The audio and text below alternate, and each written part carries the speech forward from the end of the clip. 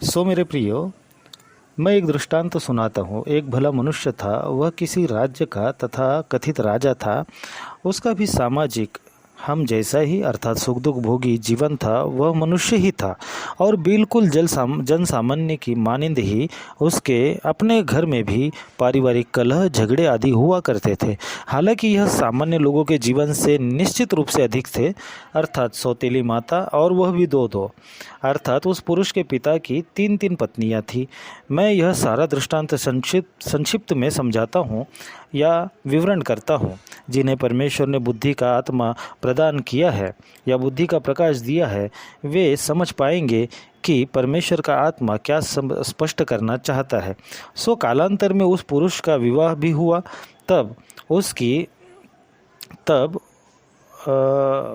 उसकी सौतेली माँ ने छल की राजनीति करके उसे राज परिवार से निकालकर जंगल में भेज दिया। वह 14 वर्षों तक अपनी पत्नी और भाई के साथ में अरण्य में रहा करता था। संक्षिप्त में कहूँ तो एक दिन कथा कहानी के अनुसार एक दुष्ट व्यक्ति उस सज्जन पुरुष की पत्नी को अपहरण करके विदेश को ले गया।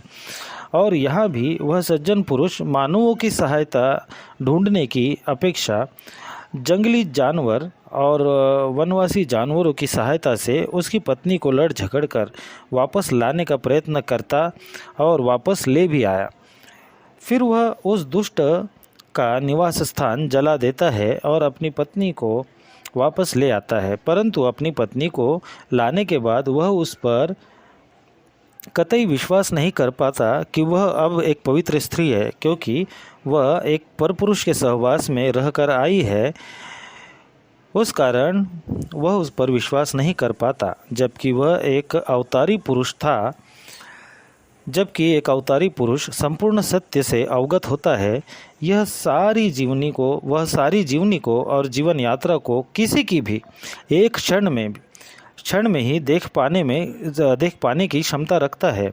मैं यह पवित्र शास्त्र बाइबल के आधार पर कहता हूँ, क्योंकि पवित्र शास्त्र बाइबल भी एक अवतारी पुरुष की चर्चा करता है जो सर्वज्ञात था। उसको अपने कल का और आने वाले पल का संपूर्ण पूर्व ज्ञान था, क्योंकि वह नश्वर तथा इस संसार का नहीं परंतु अविनाशी परमेश्वर था, जिसे मृत्यु की रस्सियाँ बांध न सकी। वह अपने मृत्युंजय की सामर्थ्य से कब्र फाड़ कर जी उठा।